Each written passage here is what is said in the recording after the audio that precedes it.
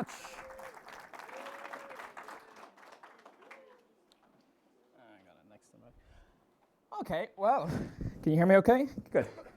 Okay, so I want to talk talk over here, a lot better. I want to talk about how you can make language learning work to help you make a living, to travel if you want to do that, but just to cover your expenses and to be your career.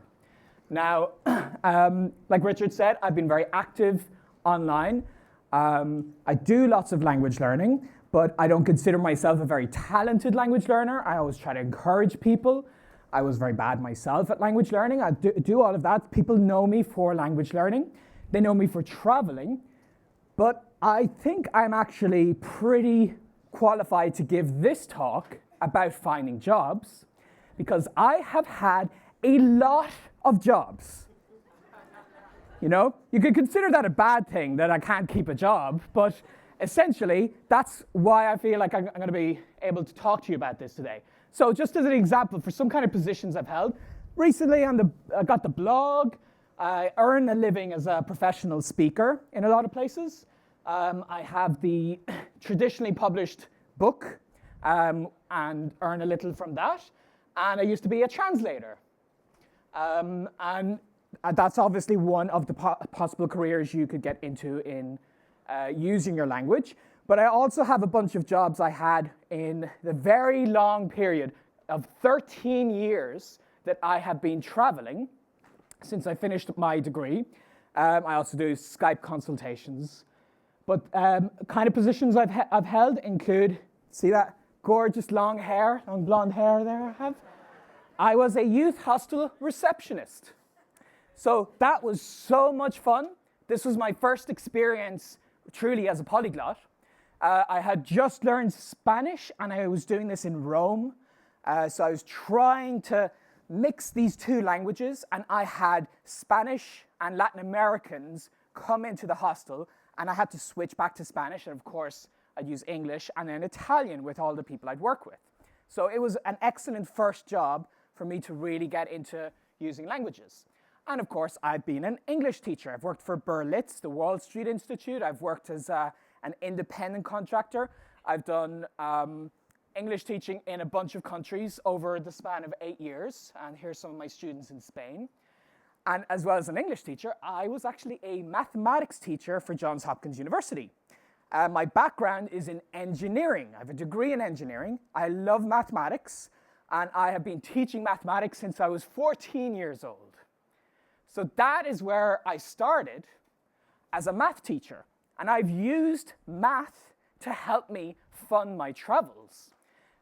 For a lot of the time, in my first years, I would go back to Ireland and give people private lessons in mathematics, and I would guarantee them that they'll pass their exams, because I could be very convincing to tell them, you know, I could keep them on the edge of their seats talking about the Pythagorean theorem and stuff like this, you know? It's about how you present it, essentially. So that helped me fund my travels. And I worked as an electronic engineer. This is my desk in Paris, where I had to work on voice recognition software used by Les Pages Jaunes, the Yellow Pages, where you say the name of the person you're searching for. So I used languages in that job because I was their pre-sales engineer. I'd be explaining the technical parts of the software to their Spanish and English-speaking clients. And this is a company based in Paris. So that's pretty good. But I've also had way more random jobs. I'm not done. I was a FTSE 100 investor, not my money. Someone else hired me to use special software that would predict how the market went. Obviously BS, but I took the money because I was just using the software. I was tech support at a computer store. I'd repair computers. As you can see, I'm doing a great job at repairing that computer. I had so many office jobs. You've no idea. Like standing at Xerox or photocopy machines for hours on end, going through various documents forever, typing things out. So I've had like dozens of those kind of office jobs, including one where I had to spend 3 weeks arranging all of the world's material on laryngeal mask or airways which are a very specific thing you have after surgery on your larynx. So I know way too much about this thing. And I was also a race car controller. For if you ever go to those go-kart places, I would help keep the driver safe. And I was the manager of a yoga store. The crazy thing about that is when they hired me, and this is the truth, I didn't know what yoga was. I thought it was a yogurt store. I really did. So yeah, the reason they hired me is because of my Irish accent. They found it charming. It was soothing to all the yoga customers. And I was a first aid assistant. So yeah, I've had a lot of jobs. That's just a sampling. But how can you use this? So before I talk about the jobs incorporating your languages, using languages that you've learned, just keep in mind that what are you using this work for? If you want to use it to help fund your travel so that you can go to the country and work there, like you could be anything that you do on a computer. We call these location-independent positions or jobs. And so if there is a job that you have right now that you imagine you go to an office, you sit at your computer and you do something, why do you have to do it in that office? It's on a computer. You could do it from home, and your home can be anywhere in the world. So in my travels, I have met people who are web developers and traveling the world, and who are coaches via Skype. I met a lady who helps people give up smoking. She was a psychologist, and she did it via Skype. So she was living in Argentina and India and all over the world. You can be a writer, of course. You can write for blogs, you can write for newspapers, you can travel with that. You can even be a poker player. I met several people who are so good at poker, they use poker websites and do that as they travel. It's not really a job, but it's still a means of earning money.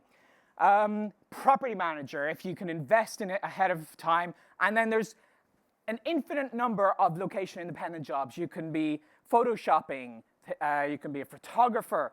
Anything you do on a computer, you can take it to be location-independent. All right, so what is the whole thing? You have to ask yourself, when you're looking for a job, is of course how much money I'm going to make. And the goal, you would think, is I want to make as much money as possible.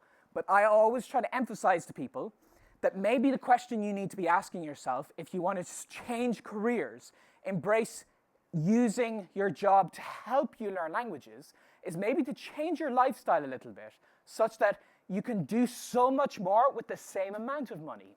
So maybe the location where you may decide to live will be a factor. This picture is taken in India, in Goa, and this gorgeous place, the hammock, the view of the sea, I could see the sun rising in the morning, $6 a day for that hut on the beach. I know a lot of you are comparing the prices you're paying for your hotels in New York tonight and thinking $6 sounds great. So obviously, if you decide to move somewhere cheaper, you don't have to move country. Maybe move outside of bigger cities if you can live there, if you have a circle of friends, or change countries. Go to South America, go to Asia, go to Eastern Europe.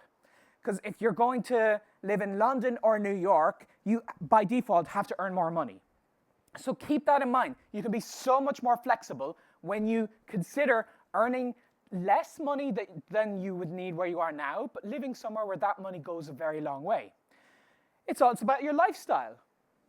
In this photo, I'm a millionaire. I am literally a millionaire. That is 1 million Indonesian rupiah that I'm holding. You can see each note is 100,000. And just in case you're wondering, that's $76. So the lifestyle you lead also dictates how much money you're going to be spending. So do you have a car? Are you spending money on insurance? Do you eat out all of the time? Maybe consider eating in. Do you buy a lot of things? Do you buy lots of clothes? Do you keep up with the latest trends in technology? All of these things dictate your budget. So really look at everything. And I have a rule. I went to this conference once that was filled with very spiritual people. I'm not quite spiritual myself, but somebody said something that really caught my attention. And she said whenever she buys anything, she asks the question, will this spark joy? It's a weird question. You can phrase it different ways. But essentially, when you buy something, will this enrich your life in a considerable way, you know? And even little things like a toilet paper holder or something. Think of yourself, like, how can I put my personality into this? You know, how can I make it really relevant to me? And if you can't, then don't spend a lot of money on it, okay? And then finally, stuff, all the stuff that you own. I actually owned a batleth. That's my batleth right there for the Star Trek convention that I went to. So you got to sell your stuff if you don't have too much of it. All of this is important. I know you might think career is all about making more money, but think about how you can spend less money. Don't buy all these things. Okay, so on to careers. Now, the first and most obvious one, combined with language learning, is being a translator. Now, most of you here would be at the age where you cannot be saying to yourself, I'm going to go to university and I'm going to do a degree in translation. You may be beyond that. And that's okay. Everything I'm going to talk about now, I am not going to presume that you need to go to university to get a degree in this. I'm going to give you the ways that you could do this right now, regardless of your career. So I was a professional translator for 5 years, even though my degree is in engineering. So the reason is, you might think, well, you know, did I work for companies that just didn't care and just wanted like any old guy who'd come along and they pay him peanuts? Not quite. The thing with translation is if you already have a specialization and you speak languages, you are a commodity. In my case, I knew engineering and I spoke other languages as a native English speaker. There are not a lot of engineers who are in that position. So I could translate documents to English and write them as a true engineer. And I worked with another translator once who was a general translator, and she translated the Italian programma to program, and she spelt it MME at the end, and it was for a European company. And I was like, this is wrong. And she's like, no, it's not. It's British English. We write it MME. And I was like, yeah, except for computer programs. Computer programs, you write it with one M at the end.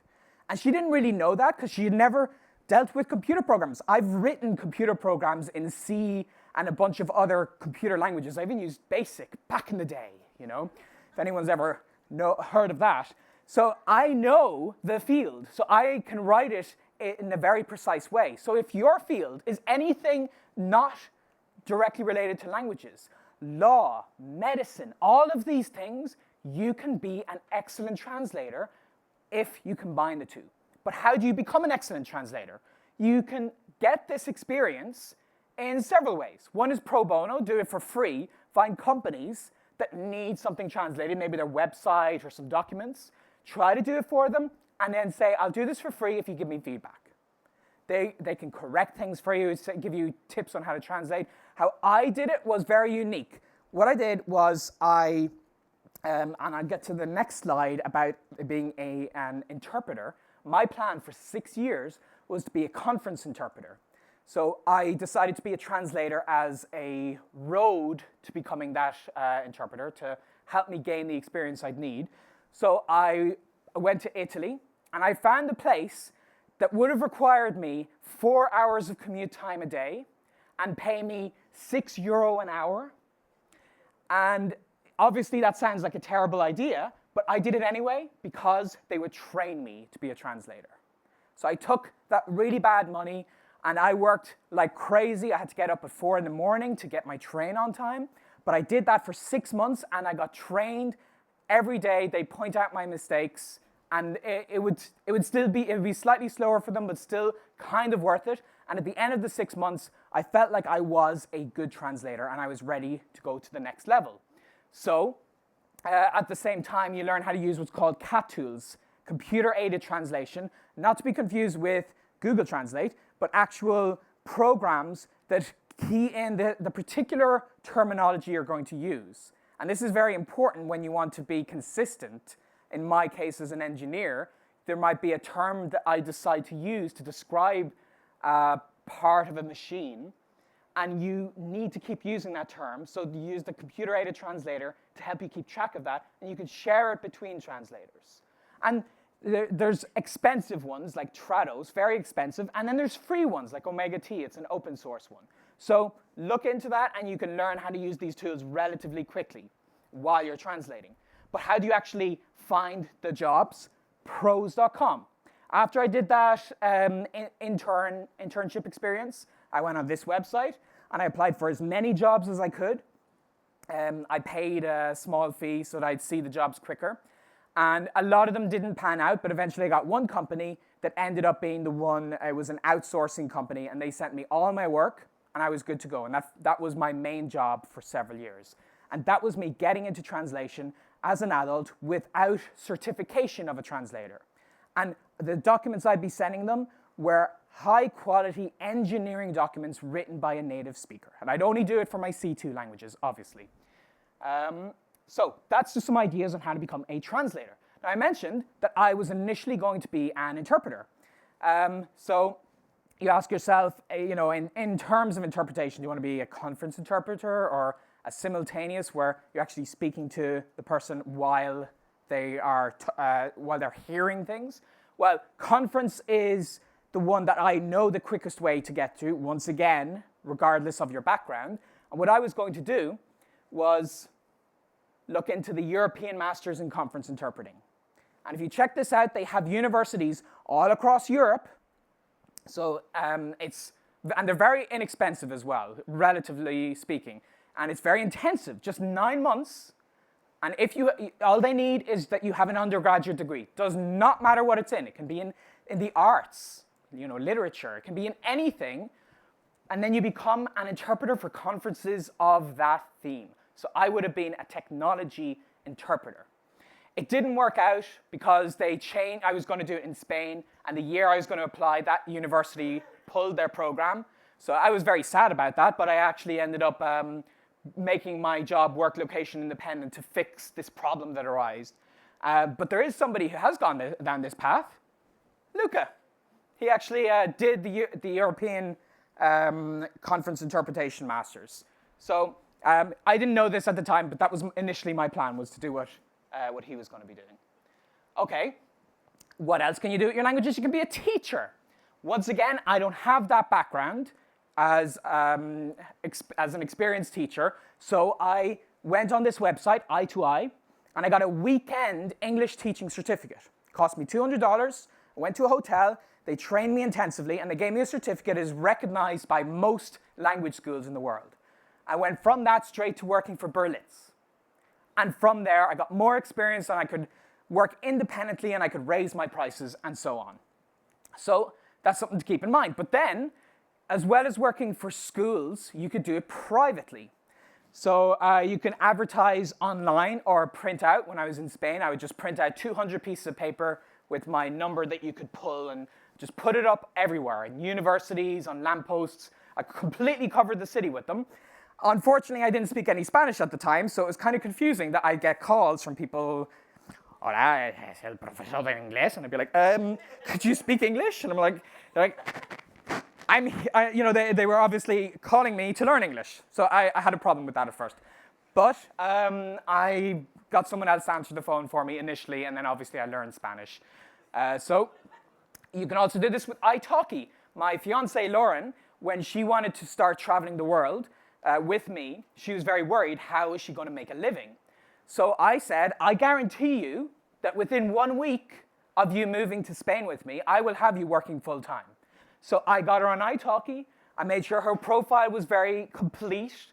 And we started her with a very low rate, so she got a lot of reviews. And then she increased her rate with time. And she had to turn students down. She was getting so many requests as an English teacher. And obviously, you could do this with other languages that you are a very high level in. Right. So another thing to consider. Those are the two obvious ones. But then what else can you do with languages? You can merge the two fields together. It's not enough to just be multilingual, but you have that specialization, not just in the case of translating things, but combine it. How can they work together? Like my engineering job allowed me to get this company clients in Spain as well as England, because I could explain these engineering concepts. I could explain how the software works, how they could integrate it into their system because I had that specialization. So think of what you're good at, what you have your background in, what you have the most experience with, and how can you combine that with languages and see if a job exists already for you to find that. So there are ways to find those jobs. I'll get to that in a second, but you can also make your own job. A lot of the things I've been doing in recent years are not jobs that like people always ask me, Benny, how did you start earning from your blog? I didn't go to monster.com and look up, blogger needed to run Fluent in 3 months. And I was like, oh, wow, that's the perfect job for me. No, I created that job. I made it out of nothing. I decided I want to do this thing. I'm going to find a way to make it work. So you might be able to create your own job, become an entrepreneur. That has its own complications and risks, but it's always a possibility. And being an entrepreneur, there are several ways to do this, but the way to make it work for you financially is to do a lot of free content. So you write things for people, you do podcasts, all of those things that you do to grow your audience, things to show them that you are interesting, you have good advice that is worth reading. And that is the most of what you do. 99% of my work that I do online is to help people learn languages for free, to write blog posts, post on other blogs as guest posts, do interviews, all these things that I don't get paid for, but it helps me get my voice out there. People start to see who this guy is. And then you can earn money by having something that is really special that you can help people with that they would get charged for. So in my case, my entire blog is free, but I have an ebook or I have a video course and a membership site, and that's how I would get that revenue. And I don't even have to push it that much. When you're on the site, you don't see any banner ads sending you there because, like I said, most of my work is for the free stuff, and people just spill over into the paid stuff. And there's a few examples of things that you could potentially earn a living from. You could also create your own language learning product, create an app that may be paid, and then you can earn as an affiliate. So you don't even have to make your own thing. Another means that I earn income on my site is I promote things that I love. I love italki. I think it's one of the best sites. So when I link to them, I link using a special affiliate link that if people click that link and then add credit to their account, then I'll get, I think it's $12 or something. And that adds up.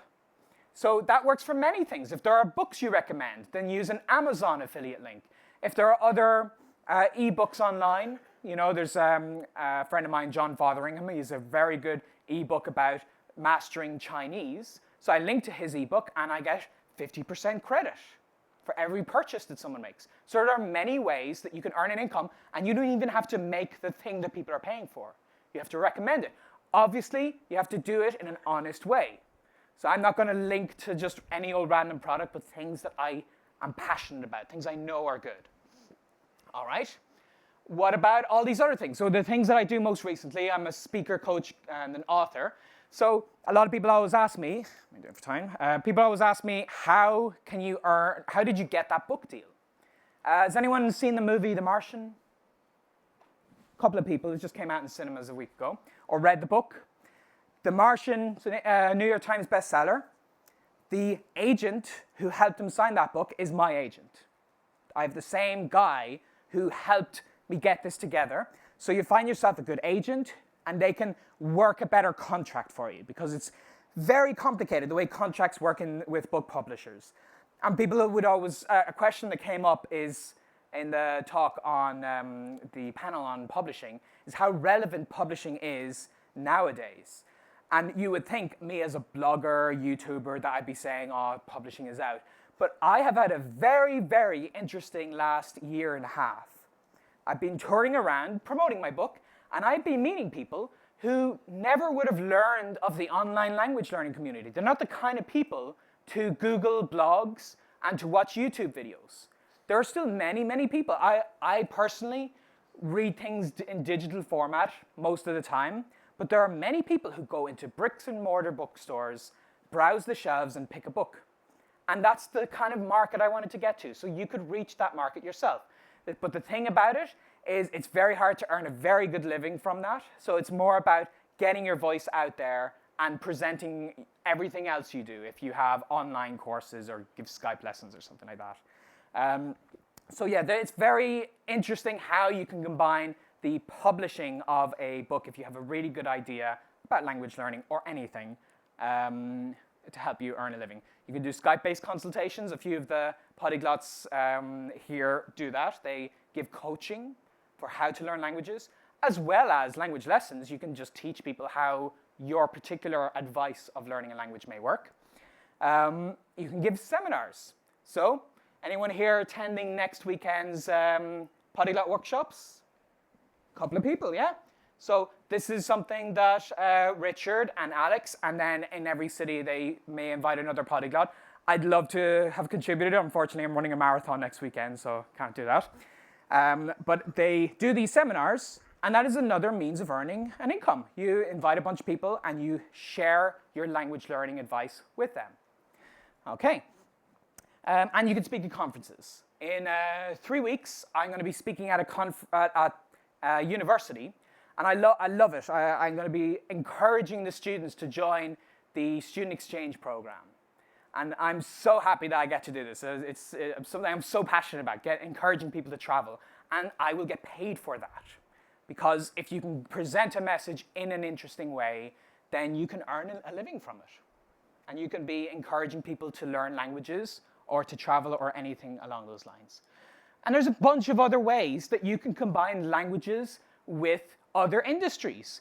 Tourism, like I said, working in the youth hostel, or so many other things. Giving guided tours is such a huge source of revenue. The tourist industry is one of the biggest industries in the world.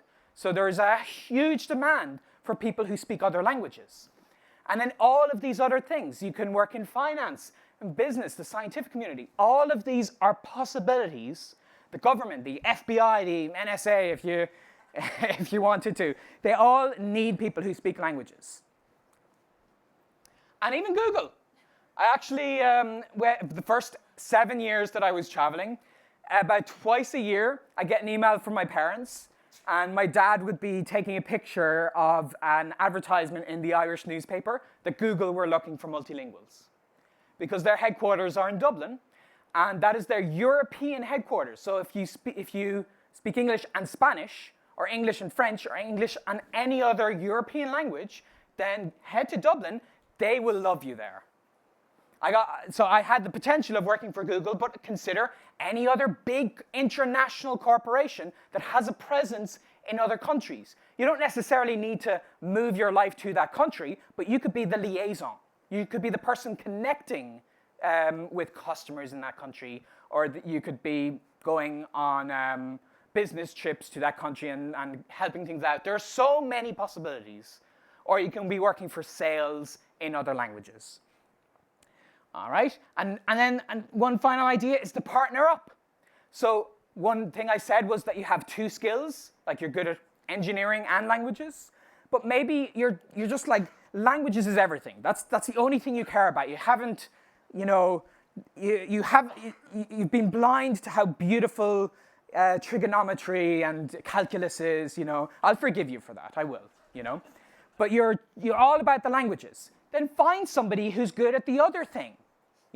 Maybe you have a best friend who's an amazing marketer, and you think, oh, we could do this online thing together, but you don't understand anything about how websites work, and the other guy doesn't have anything he can share that's interesting. So you think to yourself, well, I can help people with languages, and or whatever it is, combine it with somebody else.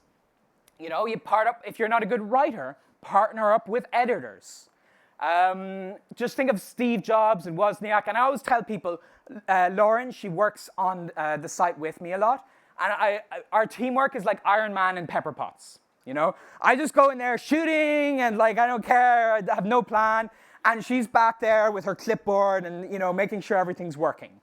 So you have a good partnership if you find somebody who's good at something that you're not good at. And in my case, that's many things. There's a billion things I'm not good at, so I find people who are good at them to work with me. So I have a team behind Flute in 3 months.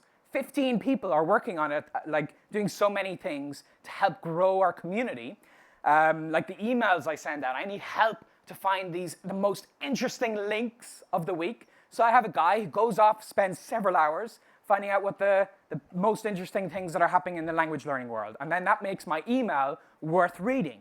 So I have people to help me with so many different things that I'm not going to be good at or I don't have the time for. So try to consider, how can you make a career by joining up with other people? Don't be thinking about it yourself or that you need to learn how to code websites. Just find someone else who can and combine your efforts, combine your talents together. Okay, but if you wanted to do it directly and find, like the examples I gave before of companies that are looking for people or other possibilities, you can go to websites like Upwork, previously called Odesk, and they have so many job opportunities there. They're online, so they're location independent because they're all through computers. And I have also met a lot of people in my travels who earn their living as contractors for this website.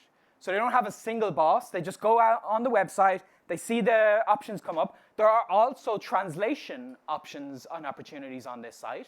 So if prose doesn't work out for you, you'll find some here. The pay varies. So you need to find people who may be able to afford better pay, because a lot of the jobs would be lower paid. Whenever I put a job on the site, I make sure it's higher paid, so I get higher quality people.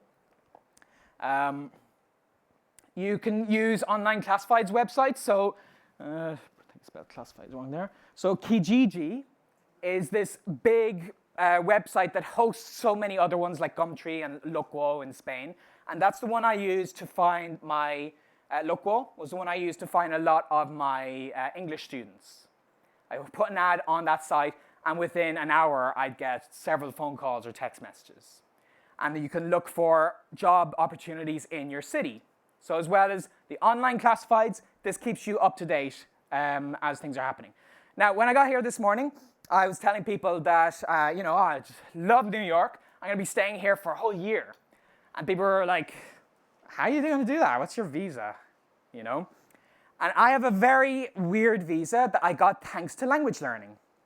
There is a visa, and this is the actual title of the visa, is Alien of Extraordinary Ability. I have that printed on my passport. Seriously. And of course, the extraordinary ability is language learning. I speak a bunch of languages. And I threw in a few others, like I travel a lot and so on. So a lot of you could consider that. It's a visa that I have 3 years, unlimited entry to the States. I can work, I have a social security number, all that stuff, totally legit. And that's one possibility. If there's any Americans here considering going to Europe, look into the visas that they have in certain countries. I know, for instance, Hungary, and I've talked to a few Americans about this, Hungary have a very interesting visa that if you show you are genuinely interested in learning Hungarian and you are going to sign up for a Hungarian language course, they'll give you a 2-year working visa, which is good for the entire European Union.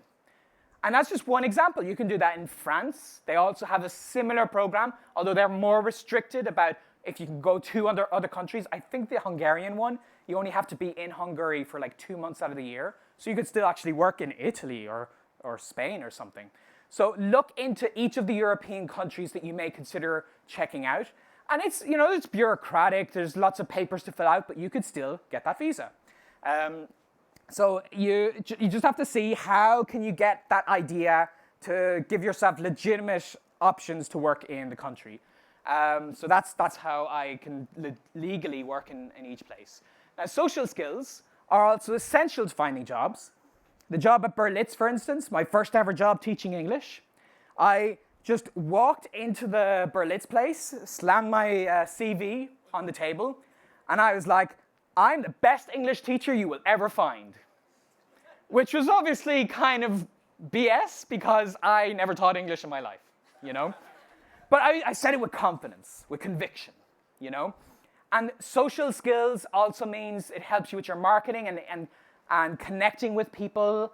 You may be at a conference like this one and you meet somebody.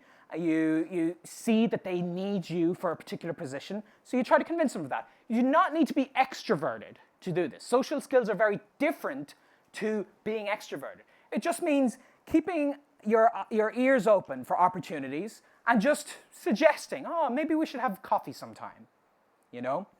So keep that in mind. If you're always open to things. I read a book called The Luck Factor. People always tell me, oh, Benny, you're so lucky. I don't believe in luck, because we have a saying in Ireland, every man makes his own luck.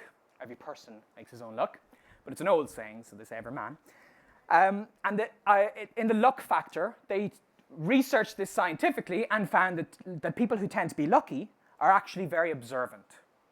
They just noticed an opportunity that other people don't, and they grab it. So that's how you may actually expand your career. It's just seeing things that are right under your nose that you're not actually taking advantage of. So just make sure whatever skill you're doing that it has a financial worth to it.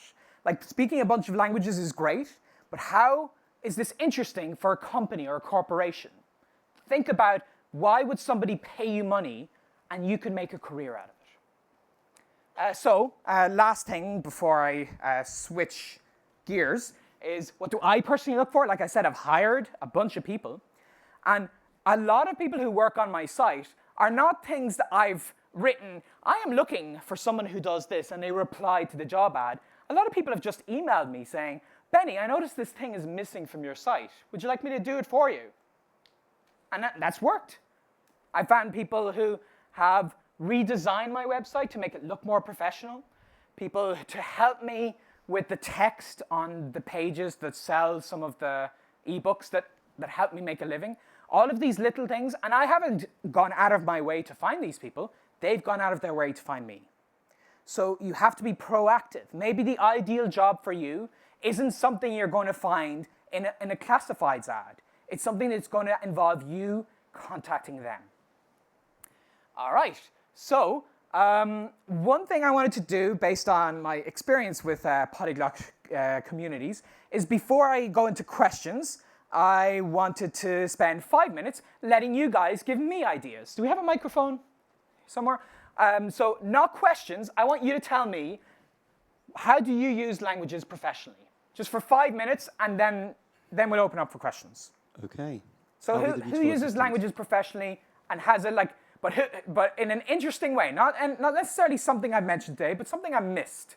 Yeah, we got something here. Hi, I work as a yoga teacher, and it's great to give yoga classes in different languages. Mm-hmm.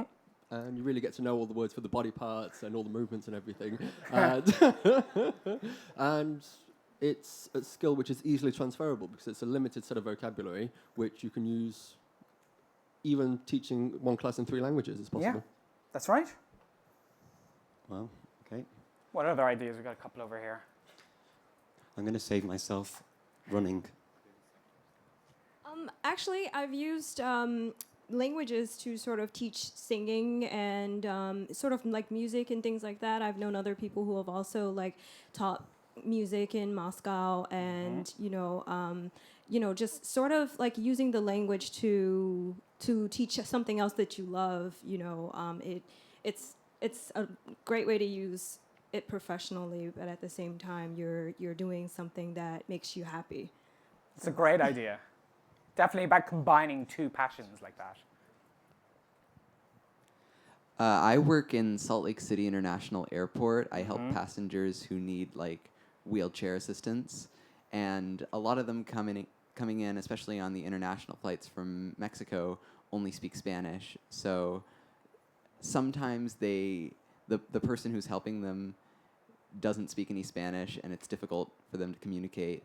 So they're always really happy when they have someone who can help them in Spanish, and I think they tip a little better then. Absolutely. If any of you were applying for a job in an airport, saying that you speak other languages is just, it's a no-brainer to hire somebody like that. Thank you. I run clinical studies. I'm a project manager. I live in Quebec, but my team is in Japan. So my team's in Japan. I speak Japanese to these guys day in and day out, and I work very weird hours. I mean, after dinner is when my day starts. So I work till like 4 in the morning, and then I sleep during the day. But like you say, location free. Yeah. That's what I do. I do the most conventional thing. I'm a language teacher. I teach Latin, Spanish, and French. I'm a chair of a department at a boarding school in Westchester. But I want to make a plug for that job because it's eminently transferable. You can really go all over the world. Many of my colleagues have just worked everywhere. And a lot of the places will give you free housing, and you just live with a wonderful community of people. So I wouldn't discount that one. Oh, definitely not. And yeah, we'll come back down this direction a little bit. Hello. I kick people's butt if they don't study. So that's what I do. Yeah. It's Brian from the Add One Challenge. Okay. So maybe one more before questions. What do you think, Benny? Yeah, just a couple more down here, and then like just one more minute, and then we'll go to questions. The Dane. Yeah, something that you didn't touch on that is also a big thing is social media. So Facebook, Twitter, any kind of social accounts. We actually have quite a few people here from the company that I work for, and Richard also works for. And we have, I think, 80 languages now provided. Well, many anyway. So that's obvious for moderation or any kind of content production or localization. And that's also location independent. So. Yeah, that's excellent. There's like any big corporation, like I said, the likes of Google and so on. If you see they don't have social media activity in big markets like South America and parts of Asia, then why not just ask them, hey, would you like me to run your Twitter account in this language? You know, try to be proactive like that. And one last one, and sorry we didn't get on this side. I'll get to this side with questions. Yeah, I know. I'd have to play past the microphone. I worked as a manager abroad. And in each country, I learned the language intensively before starting and then during getting up to a high level. And it helped me get the confidence and buy-in of my teams and helped me be a lot more successful than managers who don't try to learn the local language. It's amazing how much the people really respect that, and it's good for team building. Definitely. All right. Okay, so I think we'll go to questions now. So we'll start with, are we switching still? I'm just going to run. Yeah, you guys have had the microphone enough. We'll get back to you, I'm sure. Oh my word, I feel like Peter Pan. Right, okay, now to be fair to this side of the room. Okay, who's had the question for ages and ages and ages? Chris. Okay, still another idea, let's hear it. So I was really into architecture and Minecraft, so I actually met a few Danes from playing Minecraft, so I decided to learn because, you know, it was so uncomfortable to not understand. But I wanted to actually like combine the two, and I was like enamored by Danish architecture, so I did develop some sort of fanboy syndrome for one of them, and I actually met him over in the city, over in the Rubin Art Museum, which is like just around the corner. And I asked him to sign my book in Danish, and he actually offered me an internship because he was so impressed. But I don't know. I just like. But that's amazing. But we've been like tight for like 2 years now, and we do things for each other, and it's just a relationship that just keeps getting stronger. And this is another reason why we should learn less commonly learned languages. I mean, in the likes of translation and in technology industries, if you speak a language that still has a market for people, you are probably the only person they'll meet that speaks that language. That makes you so valuable to them. All right? Hi, Benny. Hey. How have you used Esperanto as a second language, and is it advantageous to learn it as a second I'm not going to take any questions about language learning in general. I want to stick to jobs. Meet me in the halls. Be very happy to talk about languages, but I want to stick to careers and how you make things work. I think you've once served coffee in Esperanto, haven't you? At one of the events? That's right. Hey, Benny, I just want to say I'm here because of you. I read your book, and then I started getting the emails. I started on the track, and I'd really appreciate it. Just have a question. So have you ever been involved in a technology startup related to languages? And what's next for the empire that you're building? Very good question. I have been involved in one other company that's not my own. I've been putting most of my energy into building my own. But a friend of mine built a device that's similar to the Fitbit. You know, the Fitbit that tracks your steps. He built something called the Pavlok, which shocks you. It sends electricity through your wrist if you don't do an action. And I worked with him. I've helped him with the company, and we're going to try and sync it to things like Anki and Duolingo, such that if you do not sign into Duolingo sometime today, it'll electrocute you. And if you take it off, If you take it off your wrist, then it'll update your Facebook status saying, I am a lazy person who never wants to speak this language, or whatever you pre-program it to. So that's one thing that, you know. Hello. So I've actually trying to combine two of the things you talked about, and that's being a poker player and a journalist. And I guess my question is how, like, as a blogger, what were your strategies to like build a reader base, and how did you kind of build your community? It's very, very complicated. If you look on the Polyglot Conference's YouTube page, you'll see that the speech I gave in Berlin earlier this year describes the history of my blog, how I got it started and how I built an audience. Effectively, it's like I said, you do things that are very interesting for people, but I also, there's so many things that I can't really answer it briefly, but check out that YouTube video because I answered it for a whole hour, essentially. Hi, Benny. So I have one idea and one question for you. Okay. So the idea is you get different titles like business liaison, business development, but what it boils down to is basically Googling stuff in other languages for entrepreneurs. And it's eminently doable. You just have to hang out with a lot of entrepreneurs. Somebody always needs to do some research in a different language. So that's my idea. My question for you is, how did you find your book agent, and how did you know it was someone you could trust? Yeah. So my book agent found me. And this is interesting because there's if any of you have seen a blog post I wrote years ago, there's a picture of me tearing a book in half and saying, I hate books, you know? And I was, especially here in the States, there is a culture of, I want to publish a book. There's this idea. We don't have it as much in Europe, but there are many, many Americans that's their dream. And I never got that. I was like, why would I want to publish a book? I've got the internet. So this guy, I met him at a conference called the World Domination Summit, which is, that's the thing. If you're a blogger, you can call things whatever you want, and it's a blogger's conference. And great place, loads of interesting people. And he was there, and he tried to convince me to sign a book with him, and I said, nah, ebooks are the future. But he talked to me over a year, and he convinced me that actually the potential of published books is amazing. Media take you so much more seriously. Like, I have been on a lot more TV in the last year and a half than in the entire 12 years before that, because instead of being just a blogger, I'm a published author. I think it's the same, essentially. You get a book out there, but it is considered differently.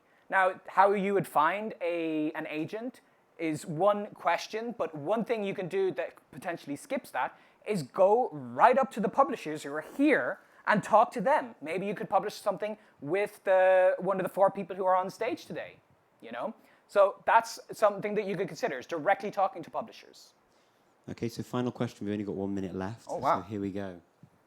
Do you consider it necessary to change your job several times if you do study languages for a living, or do you think it's possible to settle down with a single job and be able to support yourself for the rest of your life through retirement? It's better to have a single job, because then the idea from the business's perspective is they're going to pay you more to keep you there. For most of my travels, a lot of the jobs that I had paid me very, very poorly because I told them honestly, I'm leaving in 2 months. So I think moving all the time is actually very bad to build a career, and especially from companies' perspectives, unless it's a location-independent career. So my translation work, I had the same clients, and I brought them all over the world. But things like that youth hostel I used to work in, they paid me €10 a day. I had free accommodation in a bunk bed, but that €10 was supposed to be for my food and everything else. So I have worked for peanuts in several different jobs, but it has given me all these experiences that has helped me to get to know the world better. So I've always considered traveling to be an education, but it can either help or hinder your career depending on what your career is. Some companies will kind of consider it strange, but obviously you can present it as a cultural experience. I know it's a lot more typical in Europe that we take a gap year, and it's growing in the States. A lot more people now are taking that year to travel, see other countries, learn a language. So you present it in that way. And I think it is something that everyone should consider, is taking 1 year to go and see the world and that will build up your resume. It'll build up your social skills. It builds up so many things. But then after that, building up your career takes a much more longer-term approach. So yeah, thank you very much. Fantastic. Thank you very much, Benny.